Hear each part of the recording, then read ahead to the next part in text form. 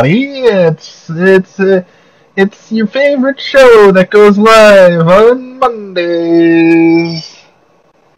It's Hey, did you see this one? As always, cohorts in crime and punishment. Gotta invite Bubba Blackfly and Achillin.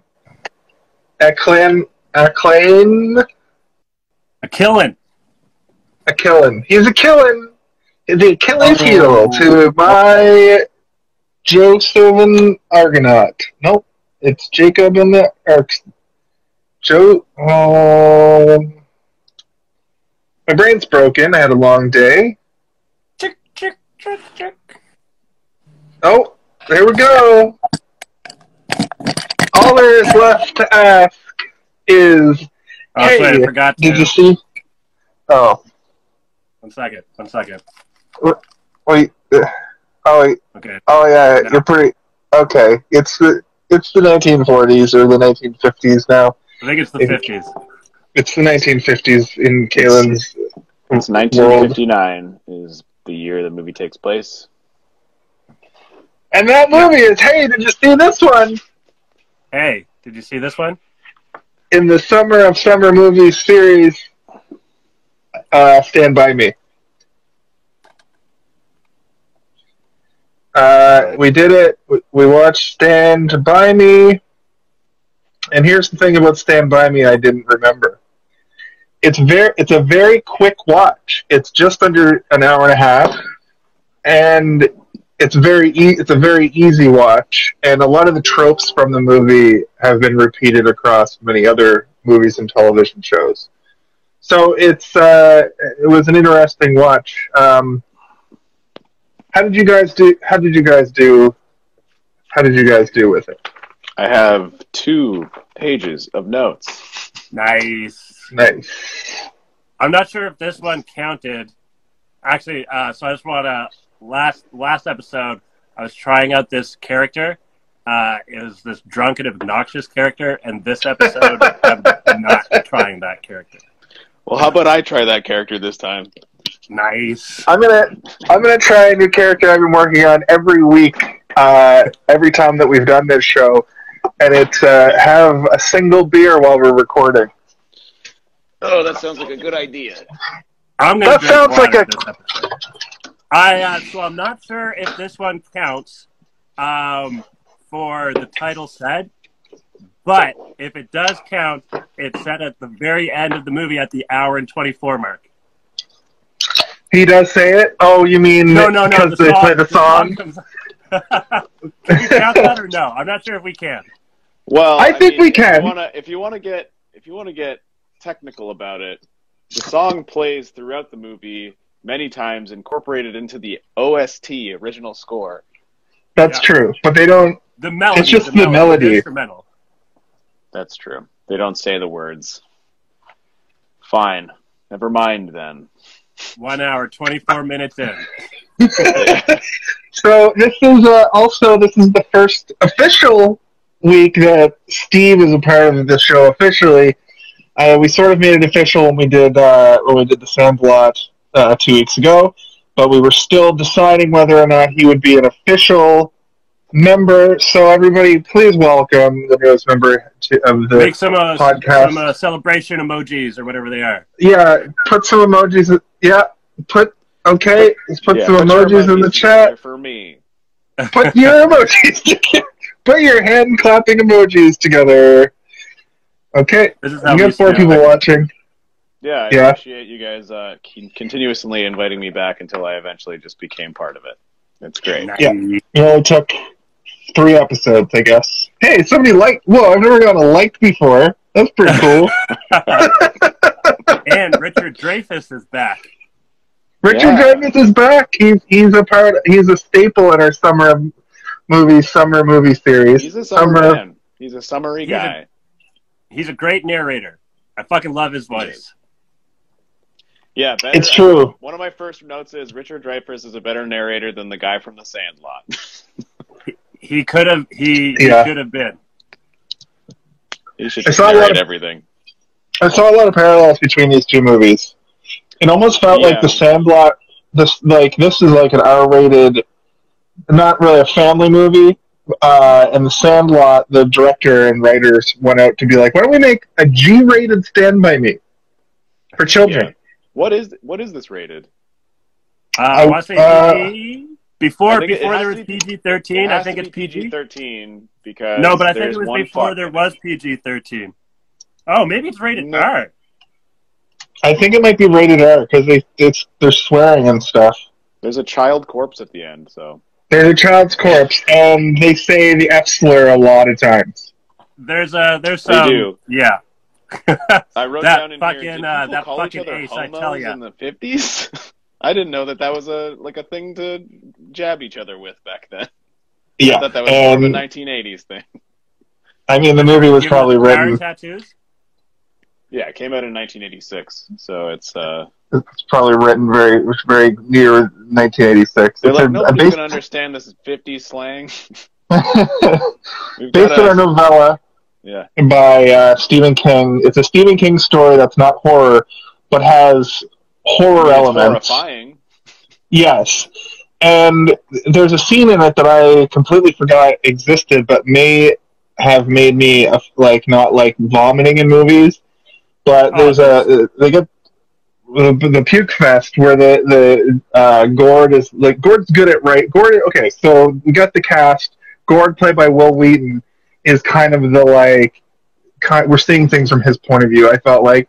But he's like the smart one in the group, you know? Yeah, I wrote down all four of their names and what their sort of like tropey thing is. They're archetypes?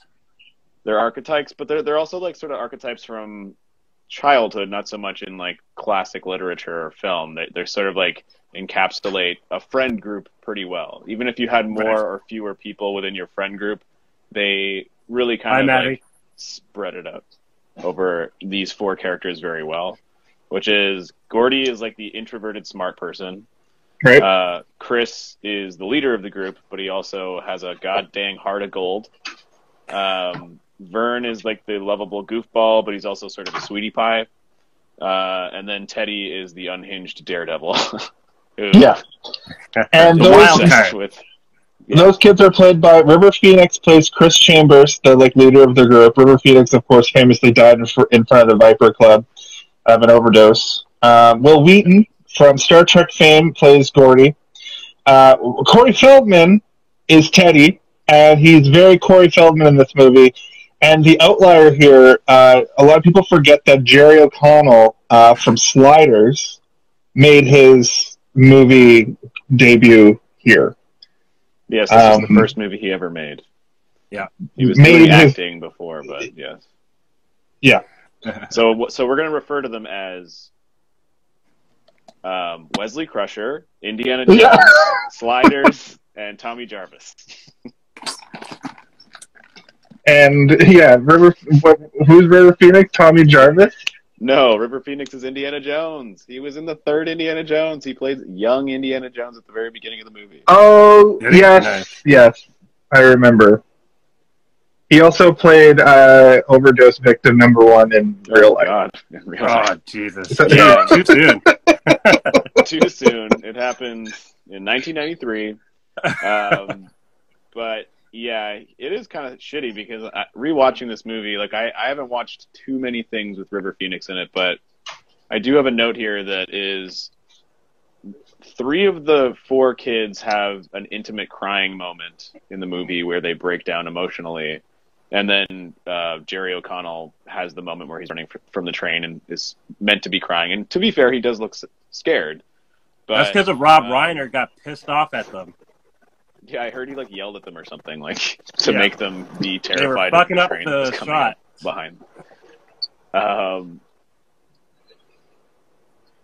So sorry, you guys froze for a second. And I was like, is my internet dying already? I did write down that if you were to rate them, 1 being the best, we'll go through first to last. And the first, obviously, is River Phoenix's scene where he breaks down about the milk money. And then the second is maybe Wil Wheaton when he is at the end where he's kind of sad that his dad doesn't love him. And then the final one is when Tommy Jarvis, our friend Teddy, is just like putting his hand in his face and pretending to cry. And I'm like, this kid isn't crying for real. No, Corey Feldman. What, after the junkyard scene? Oh, we got some legs. Sorry, I had to maybe. Corey Feldman is kind of a ham. turn my fuck. Data. You guys get any of that? Just that last part right now. I was rating my children crying from 1 to 3. We got all the children crying up till you started talking about Corey Feldman. Oh, Corey Feldman. Are you talking about the scene after the junkyard for Corey Feldman?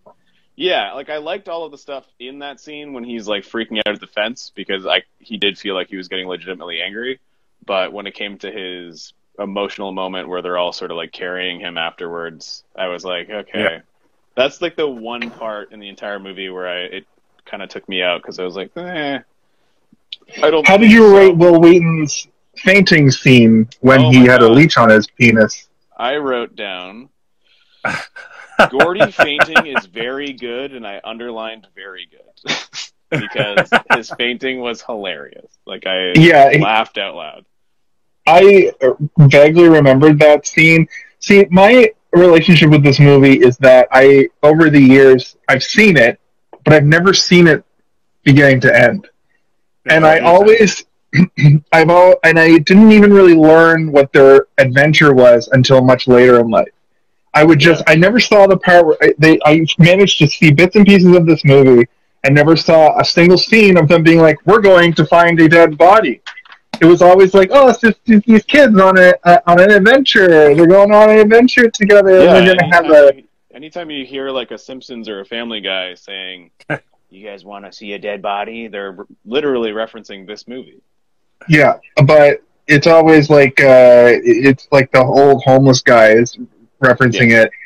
And it's probably Corey Feldman's character playing a homeless man. Yeah.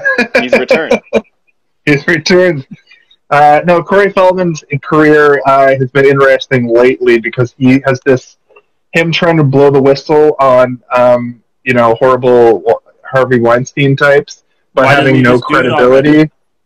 But he has no credibility because he's a fucking insane person who has like a bevy of stripper models who play instruments for his weird like Michael Jackson like pseudo cover band. So he's not the person to do it. I feel horrible for him. I feel horrible for his existence in Hollywood. He had a very rough go. The two Coreys, River Phoenix. Well, yeah, of course. But I'm just saying, like, his behind-the-scenes life in Hollywood is horrifying. But the unfortunate thing is you do all these drugs for all these years and turn into an insane person, you have no credibility left.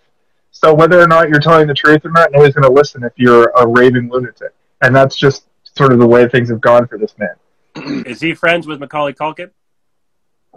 I'm sure he was at one point. Macaulay Culkin has seemed to come out on the other side of things. He's got an internet network of podcasts. He shows up on like movie review shows on the internet nowadays. He's on the Joe Rogan podcast. Yeah, he's done Joe Rogan. He's notably been on the Red Letter Media shows a few times, and they're pretty good. They're pretty good movie review. Culkin? Yeah. Yeah, I just got a new phone, and it keeps like going to dark screen. I'm gonna see if I can go into the settings real quick and stop it from doing that. Like I can't. Yeah, if you just go to the settings and just change the thing to like 30 minutes or an hour. I had to do that for my phone as well. None. No sleep whatsoever. No sleep for the telephone wicked. I assume we're getting a loading screen just because he's in the settings menu. So, me and Kaylee. Concur with your thoughts. Right. So, just to go back to what I was saying before we got into the archetypes, that scene is they hunker down for the night, and River Phoenix is like, "Hey, Gordie, why don't you tell us a little story since you're so good at telling stories?" And he tells a story about lard ass or whatever. Oh, we lost him. You might need to invite him again. We'll invite him back here in a second. Lard ass, yeah. Man, I can't believe. Well, I mean, obviously it's a story, but like the whole town They all call him that? Even the Reiner brothers, or whatever they're called, the Shriners, or whatever, they're boom, ba, boom, ba. The BOA, and they're called BOA in this. I didn't really know what it stood for, but I don't know. Yeah, Did you know what that stands for? No, I didn't. Whoops. Hope I invited the right person. I didn't really catch, but they were supposed to be Shriners, right? Like, they had those hats on. Yeah. The cone hat. Fez? Yeah. I think so. Did you have anything to? Did you have any problems with throwing up in movies as a kid? Because I really did. I think I figured it out. You got it. So for throwing up, I was never very much of a squeamish person. Especially, like, definitely not with movies, and not too much in real life. You know, I'd see some growth like, that's gross, but like that was about the end of it. One thing I will say though, even the audience was puking blueberries. But they weren't the ones, although I guess it was a festival, so maybe they were all eating pies beforehand. The setup for this was really weird to me because the kid drinks a ball of castor oil and a fucking raw egg, and the puke was the first puke was so obviously like he turned sideways and the puke is coming from like here, and you can see like the disconnect between his mouth and the puke. But then they show people in the crowd like just like regurgitating a little bit, and I thought it was a really weird. Well, the reason I can give it a pass is because it's a kid telling a story to a bunch of other kids around a fireplace. It's not supposed to. Exactly. Like, you don't need to suspend your disbelief or like hold yourself into some sort of standard of reality. It kind of goes into what you said last time about the Sandlot and all their tall tales. Right. Yeah. I also wrote down, wow, way more barf than the Sandlot. Yeah. Except for that one part where they show the sidewalk. And the barf is just like too much barf. And they're just caked when they're getting off the ride and they're all fucked. I also wrote down in the pie story, the kid's name is Davy. And they call him Lardass. Lardass. Keeps calling him Lardass. And it's so funny. And I'm like, but his name is Davy. They should have called him Gravy. Better name. Better name. Much better name. But then I said, but to be fair, barfarama is a good word that I don't hear very often anymore. It's very 80s, 90s. Like, Pauly Shore would probably be like, barfarama, dude. Yes. I heard somebody, as a sort of an aside, I heard somebody refer to Jake and Logan Paul as the modern day Pauly Shore, in that they're so a part of like modern pop culture to a fault that like they sort People of fit hate that them for it. Yeah, they sort of fit into that same area, and that was just an aside thought that I had. Also, this movie does the thing where they introduce the gun in the first act, so of course you have to use it in the third act. Right. That's a thing. Yeah, I have a list here of things in this movie because I watched this movie maybe too young. This movie came out, I think, a year before I was born. So my dad, I guess, watched it when he probably saw it in theaters or something, and he was like, oh, this will be a great movie to show my kid. Right. And I was a literal child when I watched it, and so many things in this movie, I haven't seen it in a while, but I realized as I was watching it that so many things in this movie are directly linked to, like, fears that I had as a kid. I think that's accurate for me too, especially the puking scene. Most 80s and 90s kids teen movies had puking in them, and I couldn't wrap my head around it. And also the dead body might have fucked with me a little bit too. But like I said, I didn't even register that I knew what the plot was till much later in life. So anyway, go ahead. Sorry. Well, I mean, the first thing that I was like, oh no, kids aren't supposed to do that, is when it's in the treehouse and they're all hacking darts as 12-year-olds, and I was like, oh my god, smoking is bad. These kids are smoking. They're bad boys. Apparently it was cabbage leaves, because Reiner is against cigarettes, which is weird that he put it in the movie at all. True. Yeah, the kids be smoking in the 1950s. Yeah, and there's that really good this funny scene later on where they're all like acting like they're adults when they're smoking after they have their meal or Their whatever. dinner. Yeah, the best time to smoke right after a meal. It's time to have a smoke right after a Best meal. smoke. Mm-hmm. I like they say how right after supper, which is an old-timey supper? word that no one uses Yeah. anymore. supper, dinner. Oh man, I actually looked it up the other day. The difference between supper and dinner. I can go find the specifics, but one of them is later than the other. So is supper at like? Do you mean that you use it later in life? Like you have to be over the age of 65 to use the word supper? I'm pretty sure I use supper, but I think dinner. So dinner. Supper was an East Coast thing for us. Kaylin, when we were growing up, our parents used supper for sure. Yeah, it's biblical. I think the East Coast is very backwards. Dinner goes until 7. Supper goes until 10. But we also called lunch dinner in Nova Scotia. I've heard people. Or some people did. I don't get that one. I can't excuse that one. Supper and dinner. Old people. But supper and lunch, no. It's the elders. Dinner lunch. So next thing to freak me out was the gun. As soon as he pulls that gun out, you're like, oh my fucking god. It's a 45. Yeah, and then the other kid says, yeah, I know. And I'm like, these kids know about guns?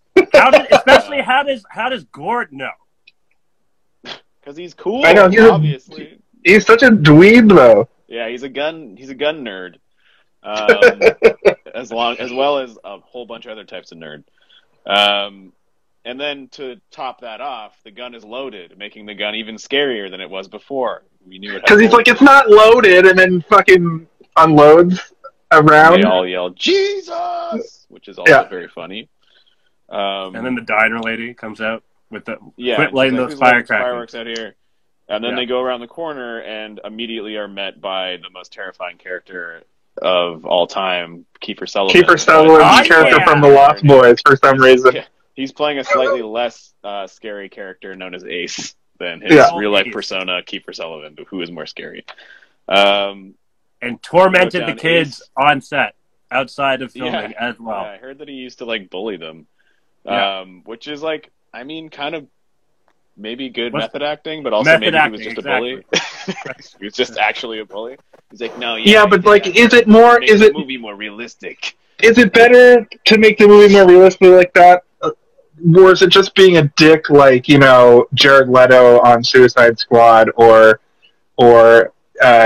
you know, Jim Carrey on Man in the Moon, where it's just like, you don't, this isn't that kind of movie, guy. You don't need to take it to that level. Also, they're only in 2 scenes together. It's not like they're at the beginning and the end. Maybe that's why he needed to do it, so that the fear would be there, because they didn't have enough scenes to build it. Right. I think also, like, one thing about this movie is the only family that you actually see is Gord's family, and you get a really kind of deep understanding about how he feels about his own family with those flashbacks between him and his... Or I think there's only his one brother, dream sequence, but he has 2 flashbacks with his brother being, like, a hero in his life. Played by a young John Cusack, which was crazy to see. Yeah. And I think he died... For some reason, he died in a Jeep accident. Yeah, but I thought he died at war. Like, I thought he was in... No, that's Teddy's dad. And he went crazy from war, not dying in it. Also, but I have a theory about that. I think he just went crazy and talks about war, and his kid wants to hold on to that. I don't think he was actually in any wars. That's the impression I got, based on the way that the junkyard guy was talking to him. Right. He was kind of like, okay, that's just the vibe I got. It's never explicitly said, but the vibe I got from the way that the junkyard owner was talking to Corey Feldman was that his dad was just always a crazy person, and just yeah, I think where I was going to with that was that you don't see any of the other kids' home lives, which could be, you know, a product of the fact that, you know, timing, obviously, for the movie, you can't fit all that kind of stuff in, but I think it also kind of strengthens the movie overall to only see Gord's family as he is the narrator of the story, and there aren't a lot of moments in the movie that break away from the four boys to show anything else unless it's speculation on his part or that moment where Vern is telling the story about how he's looking for his pennies and then he overheard the story and he tells them kind of thing. The only moment that I gotta say, that scene though, that scene of him under the porch or whatever with all the holes everywhere, loved it. Yeah, that's a great scene. That's one that I remember. Yeah, I think that also kind of strengthens the fact that Vern is sort of the lovable goofball. He's like a sweetie pie in my brain because he's just like he's the most innocent out of them all. Where he's like, I want to be a pirate, so I'm gonna put all my pennies in a jar and then make a treasure map to find my pennies, and then I lost my treasure map. Then I lost the treasure map. Vern. But he's very much he's very much like, oh shucks, oh geez guys, oh shucks guys. Oh my god! But he also has like the cutest moment in the movie where he brings the comb, and he's like, I thought if we're gonna be on the news, then we want to look nice. Yeah. And then later on, they're like oh, I lost the comb. Food? And he's like, no, like slightly later, he's like, no, I didn't bring any food. And they're like, why didn't you bring any food? And he's like, I brought the comb. And the guy's like, what are you even bringing a comb for? You don't have any hair. And then he's like, I brought it for you guys. Like, oh my god, this kid has. And then when the train's coming later, when they're running from the train, he of course loses the comb, which is the perfect 3-act structure. The perfect 3-act structure for that comb. Yeah. I mean, it was a short-lived story, but the comb tale was one of the best in this movie, for sure. But, I mean, speaking of that scene, I remember when I was a kid, I don't know about you guys, but we would have, like, police officers and stuff come to our schools and do assemblies where a bunch of kids would come in and the cops would talk to us. They usually talk to you about guns and drugs and stuff, but for some reason they always would talk about how dangerous train tracks are. All the time. And I don't know if it's like a product of this movie coming out like just before I was born and they were still in like an era where they're like, we lost another fucking 17 kids this year to train track injuries. But it worked. And this movie they must have even more scared. Because they must have maybe get close to a train track, but yeah, there's no way. You guys ever traveled down some train tracks? Yeah, oh yeah, definitely. I have. Like, yes, in my life, but I would never go across a bridge because of this scene in the movie where Gordie is like checking the vibrations in the. Was he checking? Is that what he was checking for? Like vibration? I thought it might have been like or something. No, he was. No, to see if it was vibrating because a train is going to come, and you can see his hand. You can see his hand shake a little bit, and then he looks over, and then you see the smoke come from above the trees. Gotcha. And then they have about 6 seconds to get out of the way, and it's funny because it was just an engine and one car, and that the scene, like the imagery of the wide shot of this like engine and one car, and the kids getting out of the way, I thought was like really good. I don't know what stuck out about it for me, but I really enjoyed that. Also, when they go to who is it? Chris and Teddy go to check on Vern and Gord. They're in they jump off to the side, right? But then when they go to see where they are, it's such a rocky like little side patch. Like they would have gotten way more fucked up. Yeah. I remember being like, are they gonna hit water? Because it's been so long since I've seen it, and then they were just like all dusty and like down like a little bit of like an escarpment, and you're like, all right, whatever, I don't mind too bad. And then the next scene is Kiefer Sullivan playing chicken with like a lumber truck. And you're like, oh, now I must write down that Ace is a psychopath. Ace is a complete psychopath. Yeah. Like, he's out of control, over the top. He almost, if the gun wasn't, fired by Gordie in that scene near the end, he looked like he was going to cut River Phoenix's neck. Oh, he went up to his ear, and he was going to fucking gut him like a fish. Yeah. Which is extremely intense. What happened to these slightly older teens that made them all sadistic killers? I guess they're desensitized as a kid. Like this, none of watching the movie now. I'm like, Oh yeah, that's probably not a kids movie, but like I definitely watched it and didn't really think Yeah. that much of it. I was freaked That's out by true. almost all of it. I used to work at a summer camp for a long time, and there were leeches in the river that we would go through. Like, we would do like these river hikes, and every time we would Have you go guys in ever there, experienced leeches? yes, every time we would go in there, I would have a baggie, like a sandwich bag, just filled with salt. Yeah. And we would get out, and there would always inevitably be at least one leech, and you just have to sprinkle it on there, and it shrivels up and falls off. But even remember, like, when I first started working there, they're like, yeah, you got to take your kids on river walks. And I was like, you're not getting me in that river. There's leeches in there. I was irrationally afraid. Yeah, I was irrationally afraid of leeches too, and I think it might be another one of those latent things in my brain from seeing this movie too young, forgetting about it, and then later in life seeing bits and pieces and being like, I feel like I was irrationally afraid of this movie as a teenager because of weird little things that I blocked out of my head. There's a lot of scary imagery in this movie, and like, it's weird because, you know, watching it now today, that scary imagery is still there. Like when Wil Wheaton pulls the leech out and his hand is covered in blood, it's like very contrasty to, like, because you don't see any blood really in the movie up until that point. No, and you know, I was a little boy one time, and if I found a leech on my dick, I would probably faint as well, or if not, just like immediately start screaming or crying, or develop a new fetish.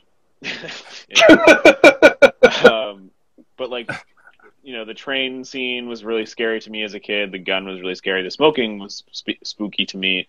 The scrapyard dog was kind of scary, but I mean, there's also like these weird sort of like every scene in this movie is framed so nicely, and I put in parentheses here that the forest stuff really feels when they show a long shot down the train track, that gave me chills. Yeah, it's almost like that you're gave me like a fantasy movie for a second, you know, where they've got the beams through the trees and everything is very soft in the background, and it's so thick and lush, and the train tracks going through it all. It's where I grew up, I would go to like the super rural area up in Middleton, Nova Scotia, which is like up by the Bay of Fundy. It's all forest. It's all, you know, a lot of scenes like Stand By Me. And the reason why looking down that train track really struck a note with me today is because I, like, looking down a country road has sort of the same vibe, you know? Yeah.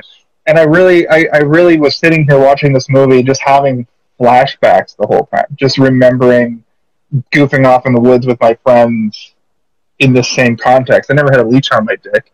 But I mean, me neither, but I was always scared that it would happen one day. Absolutely. I've never experienced leeches once. Have you seen them before, though? No, not in real life. Well, I think this movie is the only, like, time I've seen them, experienced them, and definitely made me scared of them, for sure. Well, you know Chocolate Lake? Lake? There's leeches in Chocolate Lake. I think I've been there, like, maybe a handful of times. I did not. If I knew there were leeches there, I would not go. I haven't been there. I just know that you swam in Kearney Lake as well, yes. What if I stay on top of the water? Well, you have to be around the fringes. If you're, you know, where there's like the tall grass that comes out of the water, that's where leeches live. Okay. They were in like swamp when they, you know, Castle Rock is in Portland, I believe, which is like, you know, it's also in every Stephen King work ever. Well, there's a show called Castle Rock. Castle Rock is Portland name. Castle Rock is supposed to be the same town that has Shawshank Prison in it. Yeah. Cool. I think that the body, the short story that this movie is based on, is also in like a collection of, I think it's 4 short stories, and it's called like the Seasons or something. It's something about the 4 seasons, and each one I think is supposed to take place in a different season. This is summer. This is obviously summer. Yeah. The other 2 that I know of that are in that book are Shawshank Redemption and Apt Pupil, which both have movies made off of them. You guys see Apt Pupil? I haven't No. seen it in a very long time, and I've only seen bits and pieces of it. I guess similar to the. It's a weird one. Yeah, it's got Ian McKellen, and he's like a Nazi or something, right? Yeah. Yeah. And doesn't it have like Tobey Maguire or somebody? No, it has that other guy. He was in The Cure. He was also in Tom and Huck. I can't remember his name right now. I'll think. Oh, not Jonathan Taylor Thomas, but No, Zachary the other Taylor one. Thomas. the Zachary Taylor Thomas is the older No, brother. His name is not Zachary Taylor Thomas. Zachary Ty Bryan and Jonathan Taylor Thomas, and the other one who becomes Goth. Yeah. Anyway, so those. It's weird because I assume at some point that fourth one will get made into a movie. I think that's like the winter ep. Nice. Uh, Also, in you the know, you novella just say- or whatever, so you were talking about how it focused more so on Gordie, and that was a decision that Rob Reiner made, like when he developed it into the movie, because it wasn't originally, the story wasn't originally from his point of view like that. Oh, interesting. Yeah, I haven't Yeah. read the book. I just thought it was interesting that potentially there's like a whole year's worth of tales that take place over this one sort of. It seems like there's a lot of Stephen King novellas too, because I know that they recently made In the Tall Grass, and another one called like 1912 or 1914, Yeah, and those are both novellas. What's the based- car one? The one with the car that kills people. Christine? Christine, no, yeah. Christine. Hot Wire, no, No, Raw it's called Power? Christine. It's called Christine. What's the one with Emilio Estevez with the cars that come to life? You're though? thinking of Hot Shots with Charlie Sheen. No, No, Emilio no. Estevez with High Wire, Anyway. Raw Power. Yeah, Christine is also a short story. Tons of his short stories have been turned into movies. Not very many of his like long epic novels have been turned into movies because they're too hard to adapt. Whereas if you take a short story, you can easily stretch it rather than have to condense things. But I did write down here that this kid, they all complain at the end about the end of the story not being great. And that's something that people complain about Stephen King about all the goddamn time, is that he doesn't know how to end his books properly. They're always great up until the end, and he just doesn't know how to make an ending. Maximum Overdrive. Maximum Overdrive. That's a Stephen King movie where all the cars come to life. What? Is it actually Stephen King, or is it just a movie Yeah. with Emilio Estevez, the Money Dutchman? No, Stephen King's masterpiece of terror, directed by the master himself. Maximum Overdrive, starring Emilio Estevez King? and Trucks. Okay, Yeah, well, Trucks. I was thinking about Christine, the movie where the guy, his car comes to life and kills people. That's what I was thinking of. I want to know what this movie is that you're talking about. Did you say Stephen King also Yeah. directed it? Yeah. I didn't know he ever directed anything. Oh, also, So I gotta say either one Stephen thing. King wants to become a car, or he wants to fuck a car, or he just wants to run somebody over in his car. Right in the gas. Yeah. Okay, so Christine is just about a car coming to life, but Maximum Overdrive is about all the cars coming to life. So That's way scarier than one car. I wonder if they're related, because we might just be missing the fact that Christine the book was turned into Maximum Overdrive the movie. No, Christine is a movie as well. But Christine is also a movie. Okay, Yeah. sorry. Okay. But, you know the Cobra Gang or whatever? You know Yes. the Yeah. blonde guy? Did you notice how his hair is like long on the side and back, but it's short and like it's like a flat top on top? Yes. Like, how is that a hairstyle? It What was does the that 50s. look like when it was it a different doesn't have- time. But like, what It's does that true. look like when it doesn't have product in it?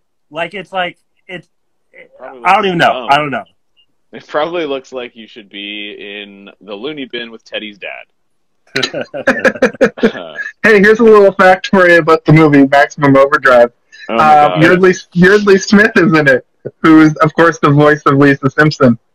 Ooh. That is interesting. Speaking of Cobra Gang, I wrote down also, there's a lot of scars in this movie.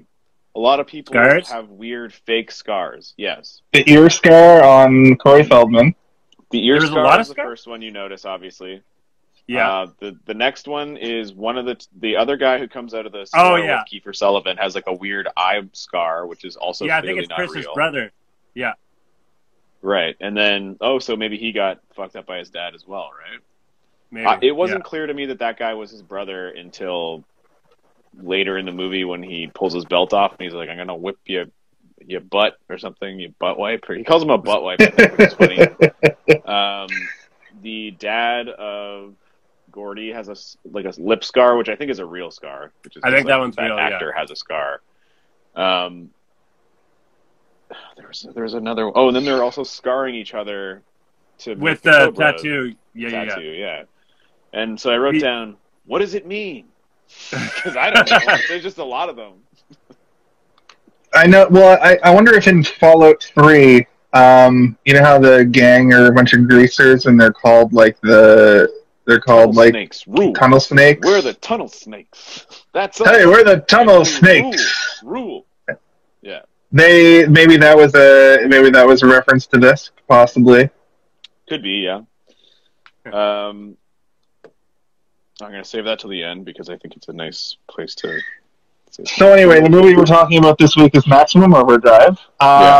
Just kidding. It's where all the cars come to life. I liked it when he called him a goocher and then explained what a goocher is. And then I wrote down, as they're all talking in their weird, small kid 50s dialect, I wrote, I have no idea what these kids are talking about. Yeah. And this was the scene where they're sitting around in a circle. At the fire? In the junkyard. No, in the junkyard. And they're talking about Mickey Mouse Club. And they're talking about Annette Funicello. It's boobs. Oh, yeah, right. I didn't understand that reference either. Yeah, it's Annette Funicello from the those old beach movies. She was on the Mickey Mouse Club in the 1940s. Or the early mid-1950s. We talked about River Phoenix's death. Oh, there's a scene in the movie where River Phoenix says, "This guy's not going to make it past 20," about Teddy, and I thought it saddened me because this kid did such an amazing job in this movie that he barely made it past 20 in real life, and I was like, "Oh, yeah." Man. And Teddy ends up living in the town forever when he's kind of going over. They say he's like doing odd jobs and just being a weirdo in town. Yeah. But Chris Chambers got stabbed in the neck and he fucking died. Yeah. In his teens. That's like the very first thing you see at the beginning of the movie. I wrote down that Chris Chambers is the dad. He's the dad of these kids. And many times. So I wrote down he's the leader, but he's the leader with a heart of gold. He's not like the leader in the same way that Ace is the leader to his friends. And treats them all like shit. Treats them all as subordinates. And I think that Chris sees Ace treating these guys like this, and he's like, I can't become that guy, and I don't want to be the guy who is bossing my friends around so that they want to hang out with me because they're scared of me. I want something better, but I don't think that I can get it, which is kind of like a direct sort of one of many things that he talks about throughout the movie that is the reason that he is willing to die to not let these guys take this corpse, basically, at the end of the movie. It's he sees it all as it's like the Milk Money story, which is an amazing scene, the most believable child acting I think I've seen, and maybe one of the best child acting scenes I've ever seen. Yeah, because River Phoenix was a fucking child prodigy, gone way too soon. He killed it, man. That he cries for real in that scene, and you know that he's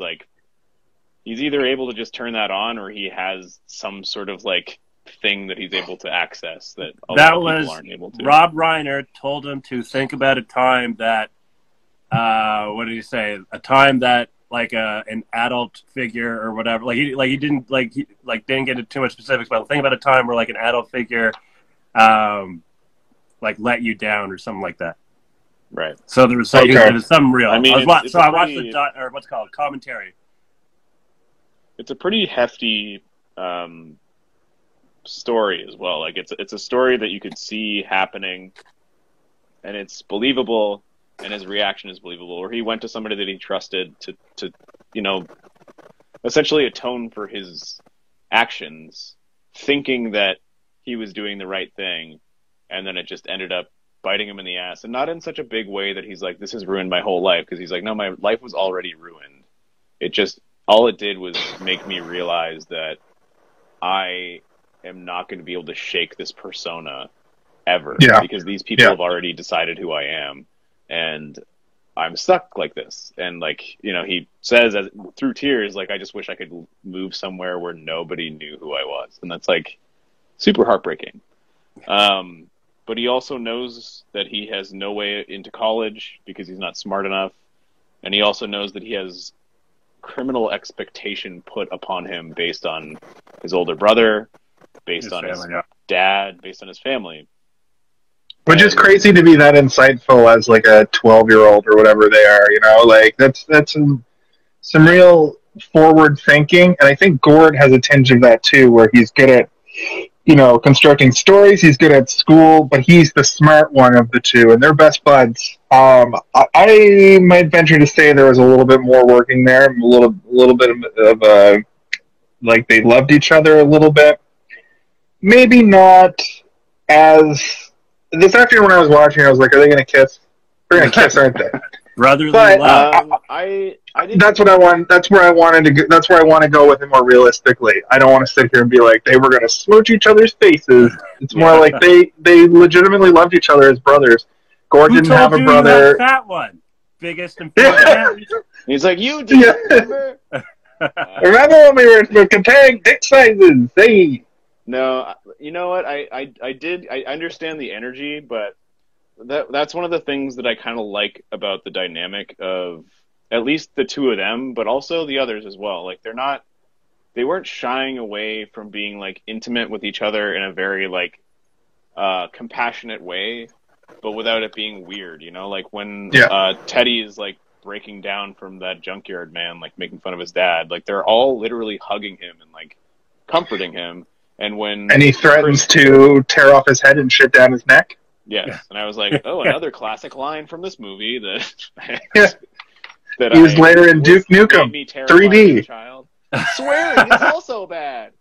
I'm gonna tear off your head and shit down your neck. I mean, when that happens, they're all comforting him, and then when Chris breaks down, that's like the most intimate moment in the movie, and Gordie is slightly less comfortable comforting him in that moment than Chris is comforting him at the end of the movie when he's breaking down about his dad not loving him. Chris like literally like grabs him around his whole body and like hugs him as tight as he can, and you're like, this is the same way that his brother, when he gives him the hat, is like hugging him, and he's I think he's like seeing Chris as like a surrogate, a force to fill, like a surrogate to fill that role that John Cusack was meant to be. And he might not be as wise, but he is like wiser than Gordie is being throughout the entire movie, where he talks about maybe just taking the shop classes instead of the preparatory courses for college. And he's like, I think that's what happens when you go through bullshit, though. It kind of makes you grow up like sooner. Mm-hmm. It absolutely does. Growing up, I had a lot of bullshit in my life, you know, and I was forced to grow up faster than I, you know, maybe should have, and I didn't appreciate being a child, and I was one of those kids that, like, I turned 16 and I was like, let's party, you know. I turned 12 and I was like, I should be able to stay out all as late as I want, Mom. My mom's like, you're fucking 12, like, you're, you know. So I can, you know, this movie really resonates with me as an adult, and I was going to ask you guys, because I have a literal question for the both of you. Nice. This movie, for me, it's not a nostalgic movie. It's not something I watched a lot when I was a kid, but I do feel like it is encapsulating a sense of timelessness, because it is presenting you with the idea of childhood in what we would arguably say is a simpler time, where they don't all have technology. They don't even have like telephones to call each other to plan things. They have to like plan out what they're going to do over the course of 2 days without pulling out like a map and being like, it's going to take us this long to get here. They just know because they've done it before, kind of thing. Yeah. And I remember having those kind of feelings when I was a kid, like riding around on my bike and stuff, which was one thing. I was like, these kids don't have bikes, but I guess whatever. Maybe bikes weren't invented yet. I think they're all like poor kids. I think they're all supposed to be poor, yeah. I think you're right. Yeah, because I think there was a line. I think someone said something about the people with the view or whatever. Like there's like a group of people that's that during had, the. It's the scene when he's crying about the milk money to Gordie, and he says, "Do you think if one of the kids from the View stole the milk money, if she would do that to them?" Yeah, and they both say, "No fucking way, man." And it's because they're probably rich kids, right? Like you would assume the View means they live on a hill and they literally look down at people who are like in shittier homes and stuff. It was a great metaphor. And also, no explanation needed. You hear that. You think if the kids from the View did that, like you're just like, oh yeah, I kind of understand what that means without them having to go into like a lot of depth. Which I also think is kind of the beauty of this movie overall, which is like the bond of these four kids is almost immediate. Like it's almost just that treehouse scene at the very beginning of the movie that lets you understand the dynamic of their relationships between each other with a little bit of sprinkling of Richard Dreyfuss's narration and just the way that they're talking to each other and like playing off of each other. Yeah. And rather than it being like 45 minutes of exposition to try and explain to you who these kids are, you already know it after that scene is over, and the rest of the movie is just kind of expanding on it or exploring it through their misadventures as they're going down this railroad track, which is amazing because generally you need a whole first act to be able to understand these kids, but it's like, no, his dad tried to burn his ear and he's a wild man and he tries to like play chicken with a train within the first 20 minutes of the movie. That's what I noticed about this movie. I was surprised. If somebody asked me and I didn't know, how long do you think Stand By Me is? I would say easily 2 hours. Easily. Yeah. It has such a big, it has such a big spot in my like movie memory. But I turned it on and it's like an hour and 27 minutes. Yeah. And they get to the Home Alone of it, as I call it. They get to the point, they get to that train track within 15 minutes. Yeah. And they're, That's what I like about old movies. I mean, 80s movies are all typically 90 minutes. Yeah, and but I think that they probably went out to make this movie thinking that it was probably not going to be rated R, and then they were kind of like steadfast on keeping the things that they had in it because to sacrifice any of those heavy moments, like imagine they were like, you can do the leech part, but you can't do the blood. Like it wouldn't be as impactful as it is if there was no blood in that part. Like it would be a lot more comedic if he passed out because everybody would start laughing in the theater, but the blood is what makes it be like you're giggling because he makes a funny face and falls over, but like understandably, he just pulled out of his underwear a bloody insect. And like the same goes for all of the scenes where they're cursing. They don't overly curse in this show or in this movie, but they do curse enough that seems realistic. Like I think about myself at 12 and I didn't curse as much as I do now as an adult, but when I did, it was always impactful. I was cursing for a reason, and that's what kind of it feels like in this movie. Do you guys remember when you first cursed? I got into cursing. Like I suddenly was like, oh, cursing is dope. Let's all swear a bunch. But the biggest memory I have of swearing around my parents specifically is my mom. Me and my mom were driving, and I had heard cunt, and I was like, Mom, what does cunt mean? And she slammed on the brake. That's a big curse, Jason. Did you hear it on the radio? Like I don't know. One of my friends before cunt. Like, what no, I did, but one of my friends said it. Anyway, she slams on the brakes and pulls over, and she like screamed, cried, never say that word at me. Oh my god! So I learned the impact of home. Yeah. Like, but Mom, it's 15 miles. It literally was. I learned real fast not to say that word. But I do remember my aunt, or like before that, being like, "I heard you and your friends back at your little tree fort just cursing away." So You had a tree fort? we must. It was on the ground. It was a tree fort, but like not up in a tree. Just like we just like built walls around. Yeah. Like the base, yeah. Okay, we've gone over good acting. I always wanted a tree fort. What was the question you were going to ask us? Did you ask? Yeah, you never asked the question. Yeah.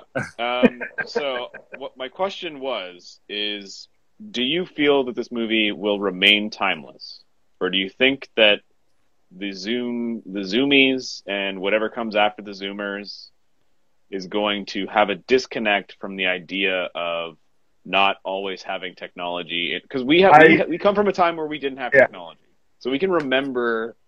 Right. Being I don't think Gen Z knows the camaraderie that these kids know. I do. I remember going into the woods with 3 of my friends, going on a weird adventure. Not having a cell phone and just being there for as long as you wanted to until you had to go home. But I think that the generation below us, the next gen, I think that they would watch this movie and have no connection to any of it. You're like, why don't you just pull out your phone? And be like, because phones were attached to walls and you couldn't take them where you wanted to go. Well, you technically could in the 80s, but you had to be extremely rich and on Wall Street. Yeah, I guess. But I mean, it's such an odd thing to think about because, you know, the internet was a thing that was invented when we were, or not invented when we were in our commercialized at the age of this. But like there was a point where the internet was like you couldn't use your landline because your internet was hooked up, and if somebody called, you'd be like, "No, I was trying to download a song from Napster." Anyway, unimportant. I just wanted you to give me the answer as to people in their 30s, people in their 40s, people in their 50s could watch this, and they will be able to consider it timeless. But do you think that there is going to become a time where it's no longer timeless? Because when I think of timeless, I think of something like Star Wars, where it's like, Star Wars isn't real. Nothing in Star Wars is ever going to be real. And like you can put that in any era and any age group, and people will be like, cool! Laser guns, laser swords, space fighting, and like maybe when we invent space fighting, that's when it will no longer be timeless. But I mean, there's lasers that can melt stuff. Yeah, but you're not gonna see 2 people fighting on a volcano being like, no, like that's not gonna happen anytime soon. I mean, the politics in the prequels are, you know, pretty political. Pretty timeless. Well, have you guys ever watched like old movies before your time and like had like a disconnect to them? I had a bit of a disconnect when we watched Rebel Without a Cause, just because everybody was so like psychologically different. Yeah. You know what though? I felt a lot more disconnected from those types of movies when I was in my teen years, and then once I got into my 20s, I started to like, I can put my mindset into these people, and I can forget about the technology for a minute and still enjoy what's going on in the story. So, you know, maybe it all just depends on like the maturity of people looking at something artistically over a certain amount of time. You know, we can't rely on the teens, but like, will those teens turn into people who are a little bit more sophisticated and be able to like watch something like this for what it is, rather than being like, well, as long as we introduce them to it, that's what we're here for. I think my point is though, like, Stand By Me makes sense to my brain because it's the 1950s through the lens of the 1980s. But when I was watching Rebel Without a Cause, that movie takes place in the 1950s and was filmed in the 1950s. So culturally, things are so different that I couldn't wrap my head around that. I think that what's interesting about this movie, though, is that the character who's telling the story is supposed to be in the 1980s. Like, Richard Dreyfuss is writing the story. He's typing a story on an old Apple shitty computer, where the screen is black with and like the letters are green. One-sentence paragraphs. The font was like fucking giant. Nobody in the story tells you that his dad is actually a shitty writer. Like he's not a good writer. He's just a writer. He's the And master then of we the, sang the song, master of the Stand short by form Me. sentence. Yeah. Dun dun dun dun dun dun dun dun. Okay, so I think you guys answered that question for me. Thank you. Yeah, I feel similarly, but I think that like I'm able to kind of like put myself into that mindset of a kid going down the railroad tracks with my buddies more so than somebody who's growing up right now will ever be able to. But I don't know, maybe there's kids right now roaming down railroad tracks and we just don't know about it. It's possible that there are parents who are, in their 40s. They have kids that are teens that are like live in rural areas and they're trying to hold on to those things and they're like, leave your cell phones inside and go out in the fucking woods. That I could see that still happening. It is possible, but I also feel like there's so much terror around like everything nowadays that maybe that's true. Everyone's like, you can go out, just take your phone and call me. But also when they come home, they just go onto the internet. Yeah. Even if they spent all day, off of the line. Off the grid. Yeah. I gotta say, the soundtrack to this movie was dope. Yeah. One of the nice, I'm not sure, like, I'm sure there's a word for it, like, kind of like a transition maybe or whatever. Like when we first see Gordie and he's going to the treehouse and then Rockin' Robin's playing. You hop in the treetops all the day long. Yeah, there's some good musical choices. They're all very. That's another thing. In terms of nostalgia, I have here that the music in this movie is weirdly nostalgic for somebody who was born 20 to 30 years after those songs were hits. Yeah. Like, and I think it's because this made "Stand by Me" a #1 hit again. Like "Stand by Me" was like a hit when it first came out, and then when this came out, it became a hit again. Like that's amazing. Yeah. That is amazing. And I believe that they were approaching Michael Jackson to do a remake of the song, and then they decided to not do it because he asked for too much money. And also, they're like, you know what, the original song is fine. And it makes more sense because the movie takes place when it was released. I will say, it is now 5 after 10. We've been talking about this for an hour, which means we got to wrap things up here, friends. Yo, wrap that shit up, B. Oh God. Before we wrap it up, though, I just wanted to point out that the budget for this movie was $8 million, and the return on investment was $52 million. So, for a novella turned into a movie, this movie did extremely well, and I think that's another reason why it sticks in everybody's head as like a classic movie. So, let's go around and give our final thoughts. Steve, if you want to start us off. Okay. So I think I'll start off by saying that all of the characters in this movie, the main characters, the main 4 kids, they did a very good job, but more importantly, they become very sympathetic in a big way very early on, which invests you as a viewer into each and every one of them for a different reason.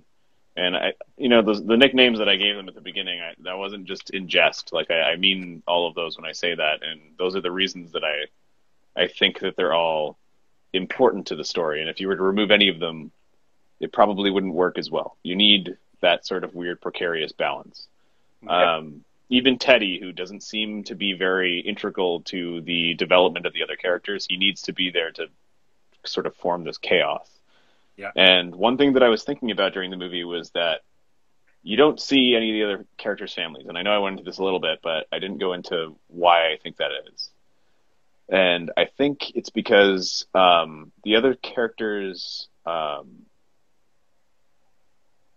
story takes place over the course of 2 days, right? Like, from beginning to end, it's like they get up, they go out, and then they get to, their sleeping point, and then they get to the end where they find the body. Oh, I also wrote, Ryan Reynolds plays a good dead kid. Because that guy Ryan Reynolds? No, it's not, but it kind of looks like him. A little bit. I looked it up. Yeah. I would have believed it. So the story takes place over the course of 2 days, but it's all through the hearsay and sort of like a broken telephone style storytelling of Gordie's experience as it's kind of unfolding. And it's like this guy writing the story over the 2 days. But I think that it strengthens the ideas of the home life issues for each kid in the same way that like a horror movie does if you don't show the monster. Just hearing these small tidbits of each person's home life, it heightens not the fear, but sort of like the reality, and you're trying to see these kids through this like broken world that they live inside of through Gordie's eyes and not just through the eyes of like doing a flashback. So like if you were to see Teddy's ear being burnt on the stove, rather than just seeing the burn, like you can see the burn there in the first scene that he's shot in, and you're like, holy fuck, what happened to his ear? And then they say like his dad put his ear to the stove.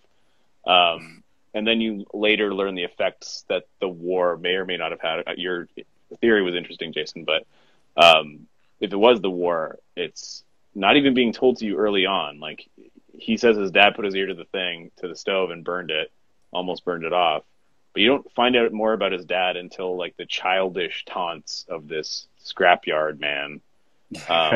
It leaves this mystery of this like monster dad, but rather than him being like, yeah, my dad is a piece of shit, he tried to burn my ear off, he's like, no, don't you dare talk about my dad about like that. And he's basically torn up trying to defend this person that burned his ear off. We know that Chris is going to die right out of the gate. You see the title, and then Gordie goes into like, the first time I saw a dead body was when I was 12 years old, and that goes into the kids. But you learn within the first few seconds that he's going to die, which I think is more digestible to see through all the care that he has for his friends. Like he literally cares for them so much. It's like heartbreaking that you know he's going to die, and you almost forget that he dies by the end of the story. You're like, man, this kid he's so strong. And then that heartache kind of comes all the way back, and you feel the same sort of heartache that he feels, where he feels like he's never going to be able to succeed in life, and then he did succeed in life, and then he died tragically being stabbed in the neck by some asshole at a fucking restaurant. And to see all of his home life would have been depressing in the story. It probably would have been powerful and scary to watch, but it might have overpowered all of those little moments where he's being a dad as a 12-year-old to his friends. And I think the best thing that happens in the movie, in my opinion, is when Gordie turns to Richie Chris, when they're on the train tracks, and he says, "Am I weird?" And this is a question I think all the time about every friend that I've ever had, being like, am I weird? Like, am I fucking weird? And he says, yeah. And he's like, no, I'm being serious. Am I weird? And he's like, yeah, you are weird, but so is everybody. Everybody's weird. And I'm like, oh my God, that's so true. Everybody is weird. As weird as I am, so are you, so are you. And it's fine. And then the very last thing that is spoken in the movie is Gordie's dad, or Gordie's son, opens the door, and I guess they're trying to go to the beach or something. He's like, can we go? And he's like, yeah, I'll be out in half an hour. And he's like, you said that half an hour ago. And he's like, yeah, sorry, my dad is really weird. He just gets like that when he's writing. And you're like, whoa, he is weird. Everyone's weird. And like, nobody's perfect. Everybody has like crazy shit going on in their lives. And this movie is like, to me, timeless in a way, because like that's kind of sort of the idea behind it all. Is like, everybody probably has one story that they could tell that is just as crazy as this, if not crazier, maybe a little bit less crazy. But everybody has at least one story like this inside of them. And I think that's the point of Stand By Me. All right, Caleb. Sorry, that was a little long. That was well put. I hate to follow it up. I'll say this much: the movie was well executed. There wasn't really any like dull moments, any drawl, like anything dragging along. Like everything was kind of, every few minutes something was happening. I could, and I'm sure other people feel this way too, but there's like little bits of each of them that I could see in myself, which I think is, helps, people relate to it. Damn, your speech was great. Oh, thank you. I mean, it just came off my tongue. I didn't really think about it too hard. Just let the words flow, Chris. Don't worry, we're all a little bit weird. Were you a lit major? I mean, overall lit as in, like, yeah. I smoked a lot of weed. All right, well, it's hard to follow up two people, but honestly, I had a good time watching it today. It's one of those movies that I really needed to sit through all the way, start to finish. I never did, and I've only seen it bits and pieces, and it sort of connected a lot of dots for me as well.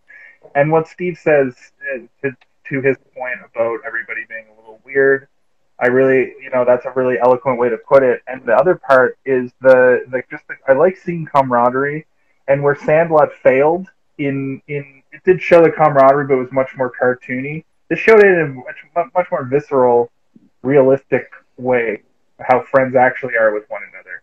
And I really enjoyed that, and I really appreciated that. But I did end the movie and say to myself, I don't think I can rate this movie that high. I think I'm going to give it a 3.2, and that's not fair. That's not fair at all, because through talking about it and learning more about you guys through the lens of this movie, and maybe learning a little bit about myself and really reflecting on it, it actually bumps this movie up to an easy 4.2. Really just it took talking. Me and Kaylin have had this happen to us before, where we talked for a second before the movie, and we're like, oh god. And by the time we've talked about it, we've jumped the movie a full point grade almost. And that's what happened with me through this talk, because this is the first podcast we've had where we didn't even diverge. I mean, I started talking about Maximum Overdrive a little bit. Maybe that was inappropriate. Maybe that wasted some of our time. But yeah, there's a little bit of a swerve on the highway, if you know what I mean. Heyo, Emilio. But yeah, so. With that, this was an excellent episode, and thank you both, as always. I just want to ask you one final time today, hey, did you see this one?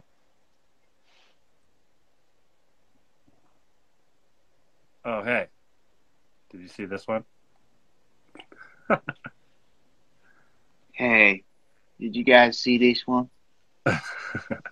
Sincerely! Hey, did you see this one? Sincerely. Oh, I wanted to say, give me some skin. Give me some skin. So, for everybody, I'm Jason. We went a little overtime this week, but that's okay. Sometimes we gonna talk. And it was a good movie, man. It's one of the best. It's one of the greatest movies out there. For Steve, I'm Jason. For Kaylin, I'm Jason. For Jason and Steve, I'm Kellen. For Kaylin and Jason, I'm also Steven. I'm going to make you guys do it every single time. Good night. Okay, bye. I'm between the words. Read between the lines. Well, the lines won't be there when this comes up later. These lines. Oh. Bye!